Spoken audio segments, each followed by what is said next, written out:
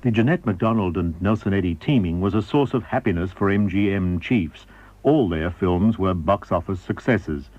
The films also stayed close to the original formula. They were romantic, tuneful, and rather old-fashioned. She was always a perfect lady, even if sometimes disguised as a maid, while he was always the perfect gentleman, albeit with a roguish twinkle in his eye. However, in spite of persistent attempts to link their names romantically, the stars remained just good friends.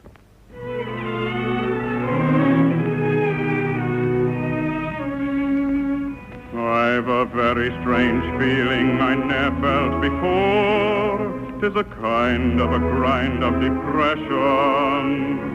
My heart's acting strangely, it feels rather sore. At least it gives me that impression. My pulses leap madly without any cause. Believe me, I'm telling you truly.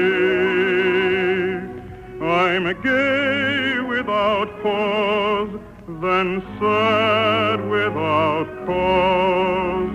My spirits are truly unruly. For I'm falling in love with someone, girl. I'm falling in love with someone, head a whirl. Yes, I'm falling in love with someone, plain to see. I'm sure I could love someone madly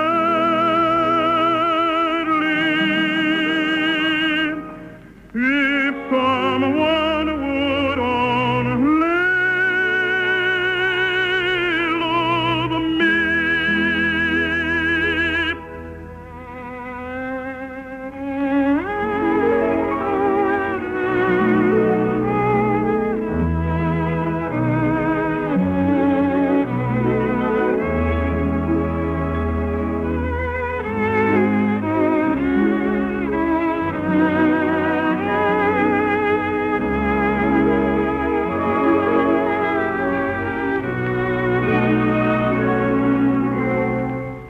Yes, I'm falling in love with someone, plain to see.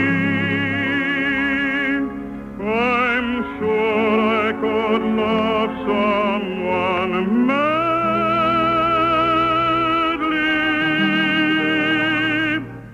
if someone would only love me.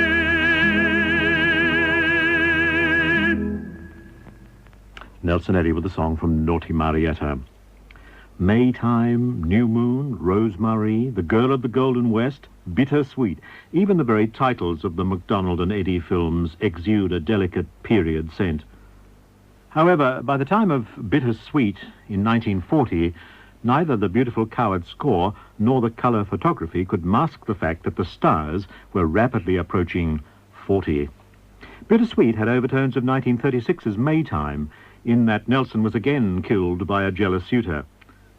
Bittersweet was one of MGM's last attempts to film operettas on a lavish scale, and period musicals of a lighter quality, like Meet Me in St. Louis, were soon to take their place. From Bittersweet, Jeanette MacDonald.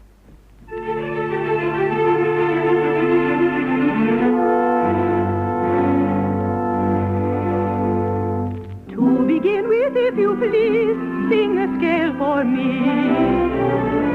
Take a breath and then reprise in a different key. Learning never seemed so sweet again, till our destiny shall let us meet again. The will of fate may come too late. When I'm recalling the hours we've had, why will the foolish tears tremble across the years?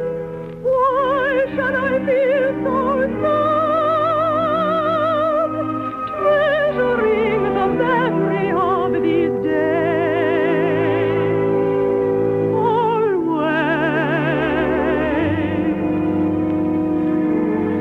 I'll see you again whenever spring breaks through again. Time may lie heavy between, but what has been is past forgetting. This sweet memory across the years will come to me. Though my world may go wrong, in my heart will ever lie just the echo of a song.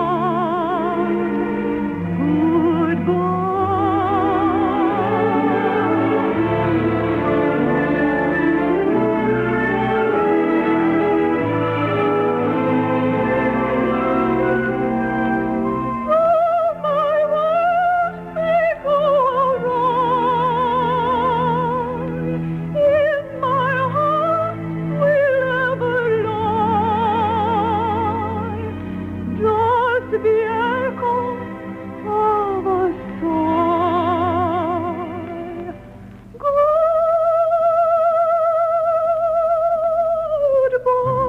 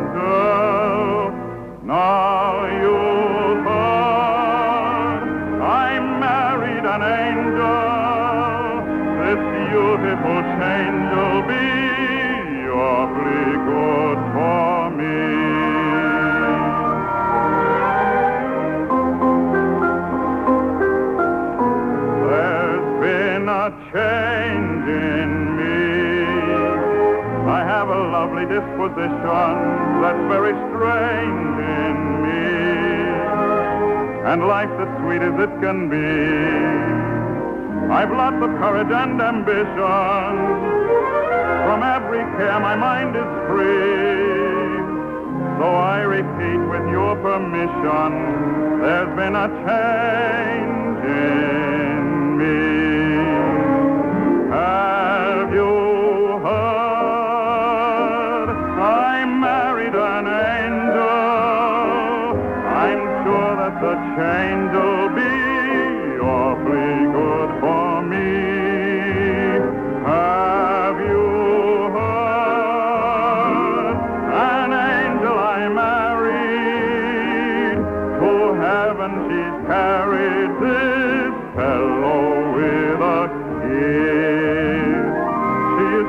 And gentle, so it isn't strange.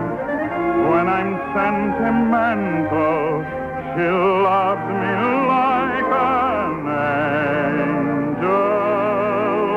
Now you've heard I married an angel. I married an angel. I'm sure that the change will be awfully good for me.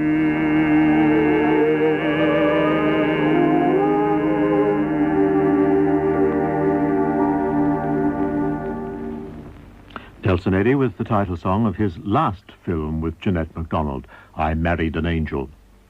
And so, in 1942, a 7-year screen partnership was at an end, and it also signalled the ending of any screen success for either Eddy or Jeanette MacDonald, who made 3 more films during the 40s and then retired from show business with her devoted husband, Gene Raymond. She died 2 years before Nelson Eddy, in 1965. By the end of World War II, the vogue for the sort of clean-cut, lustily singing hero Nelson Eddy portrayed had passed, and with few regrets he went back to the concert platform and the stage. Here he had new success. He aged well, kept his voice in trim, and was still getting the sort of hysterical teenage reactions normally associated with pop groups. He often sang with Gale Sherwood, a Canadian soprano who'd proved her worth since making her singing debut at the age of 3½. When Nelson Eddy visited Australia in March 1963, he revealed himself to be a modest and unassuming character. We have a copy of an interview he made while in Sydney. There is some background noise, but I'm sure you'd like to hear it. The interviewer is Binny Lum. At long last, I'm sitting right beside him, and I know how many of them would like to swap places with me, Mr. Eddy. It's wonderful to be here in Sydney and to say that last night I was just enraptured with that act of yours. Thank you, Benny. Thank you very much. It certainly is nice to talk to you and to talk to all the people you're talking to. Did you saw that you went to the show last night? I sat there. I caught the second one. Well, then you know what it's all about. Or you should catch the first one. That's when we have I think that's when we have our better show. I don't know. Sometimes one is better than the other. It's all according to the people in the audience. And our shows are only as good as the people out front. And some like the first, some like the second. We don't know. We try to please everybody.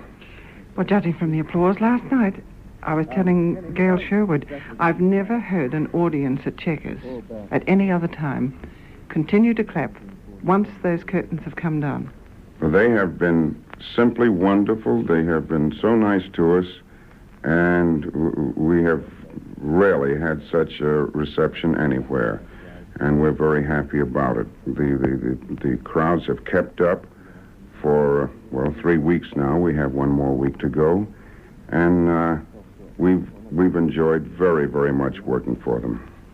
The thing that fascinates me completely, I knew how popular that your movies have been, that people loved you as a singer. I wonder how many of them realize how brilliant you are. You've written this act.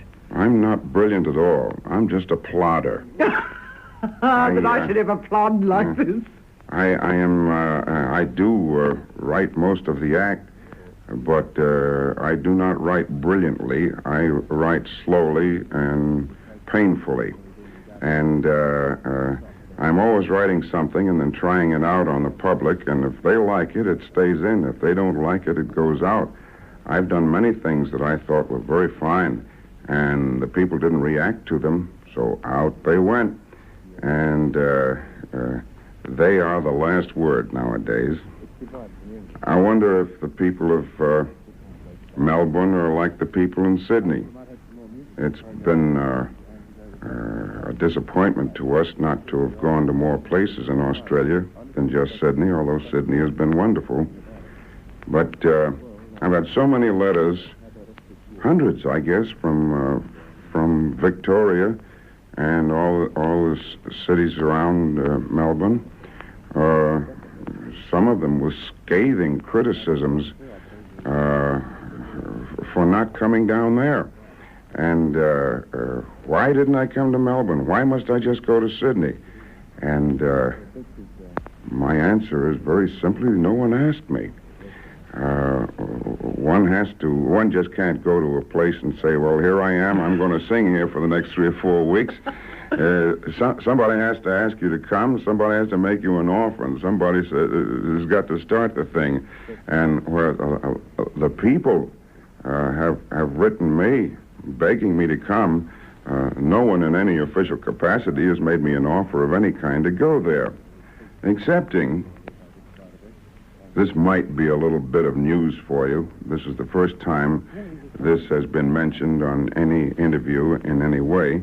Yesterday, I was approached to go to Melbourne on our next trip, which probably will be next year. And this is purely a suggestion and a negotiation, and nothing has been settled. No one from Melbourne has yet asked me to come, but a Sydney firm has asked me to go down to Melbourne. And so that is in the realm of possibility. And I can't say any more because I can't cackle about an egg that isn't laid yet, you know. Oh, I'm beginning to get the picture so much. Wait till you see these two wonderful people together. I know you all adore Nelson Eddy. Many of you haven't had the pleasure of meeting Gale Sherwood yet. But when you see them together, you just won't want to let them go either, as the audience doesn't up here.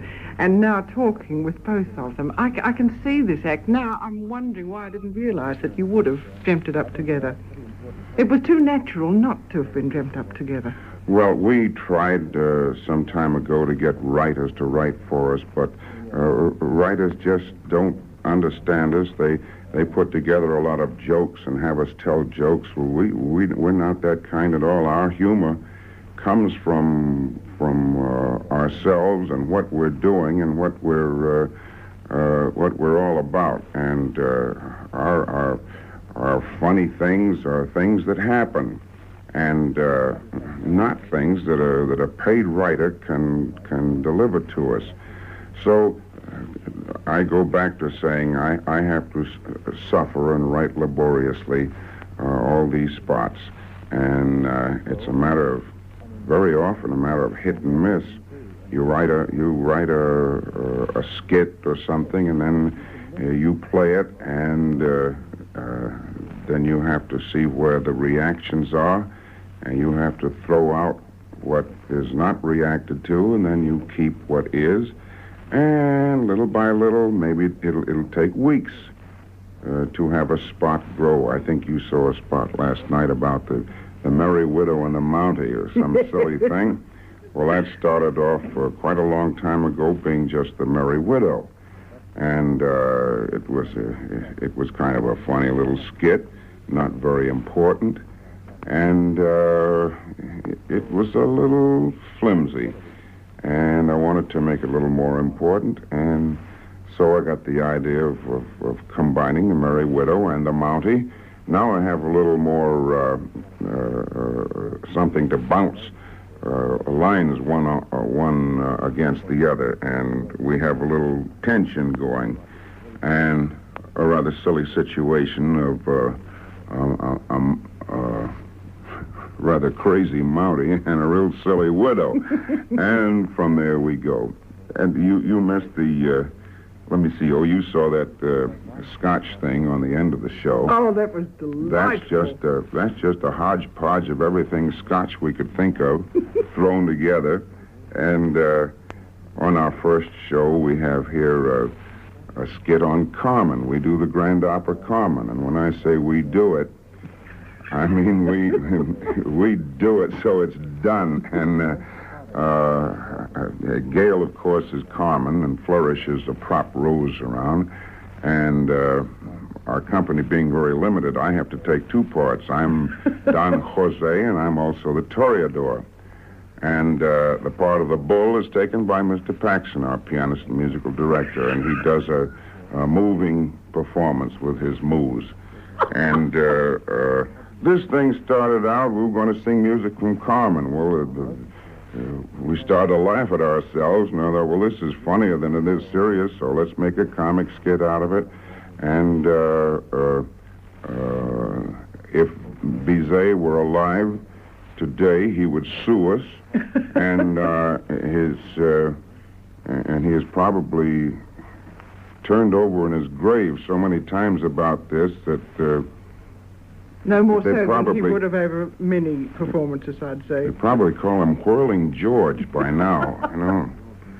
Then on the end of the first show, we have a very imposing skit, Antony and Cleopatra, which is rather topical nowadays. Gale is Cleopatra. I'm not Antony. She thinks I am, but I'm not, and we get all mixed up, believe me. And anyhow, it's a lot of fun, and the people love it, and we alternate funny things with, of course, serious things, and sing many types of music, so that at the end of the evening, we've done something that hits everybody somewhere. You certainly have. I'm doing an awful lot of talking. Why don't you talk for a while now? This is the purpose of the whole exercise, to get you to talk, you know. Yeah. But the thing is, everyone, that it's all done so beautifully, and when they sing, oh boy, they sing so beautifully, and this gentle satire and gentle send-up of the whole thing is the ability of two wonderful people to be able to laugh at themselves and situations. And I think this is what gets everybody in so much. Well, I was very fortunate in running across Gale. She's been the inspiration for most of the things we do, because I find that I can do things with her that I never could do by myself. And I found she has a very crazy streak, as well as being a very fine, legitimately trained, wonderful singer and a good actress.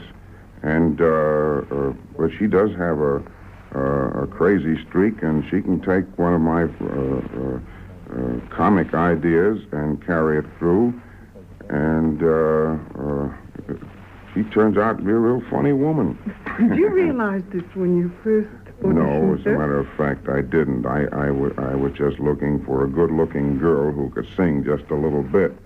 And I found the good-looking girl, and she did sing adequately, and I didn't realize at the time that she was a fine trained singer and had been in many operettas and musical comedies on the stage for a long time, and had a great musical background.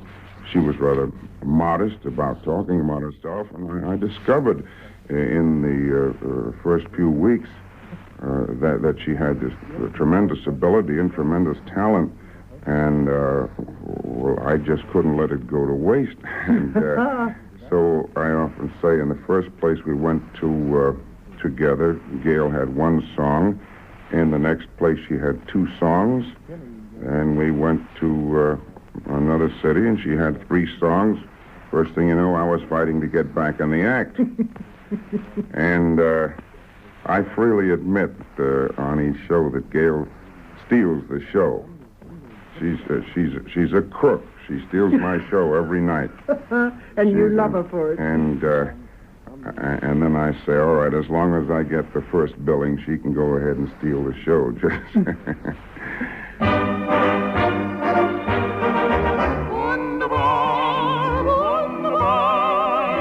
What a perfect night for love. Here am I, here you are. Why, it's truly wunderbar. Wunderbar, wunderbar. We're alone and hand in glove. Not a cloud near or far. Why, it's more than wunderbar. Oh, I care, dear, for you madly, and I long, dear, for your kiss. I would die, dear, for you gladly. You're the one, and you're mine, dear. Wunderbar, there's a favorite star above. What a bright, shining star, like our love is wunderbar.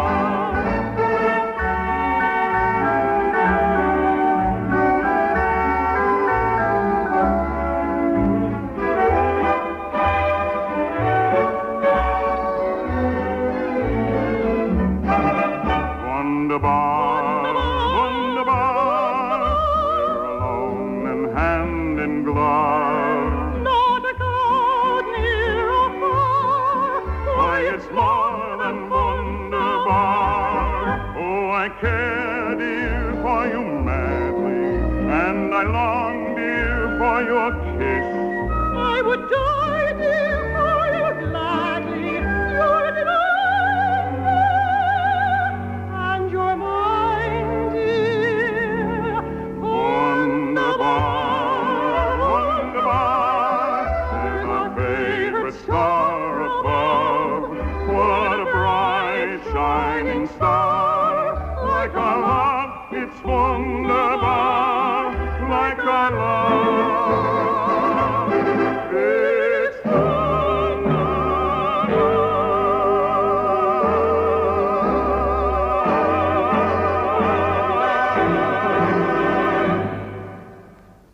I don't think they're going to forgive me if I don't mention Jeanette MacDonald just once while I'm talking to Nelson Eddy. By all means. What is she doing these days, Nelson? As a matter of fact, I don't really know. I haven't heard of her doing any professional work for quite a long time. I do occasionally see her and her husband, Mr. Raymond, on parties here and there, and they are two wonderful and delightful people. Mr. Raymond is more active right now. He's been very successful on television in the last few years, and also on the stage. And he works in the winter on television and in the summer on the stage. She, I think, is not... well, I haven't heard of her doing much of anything, but I'm sure that if the right thing came along, she would be interested. She wouldn't have been able to do this sort of thing with you that Gale does. Oh, I don't say she wouldn't be able to.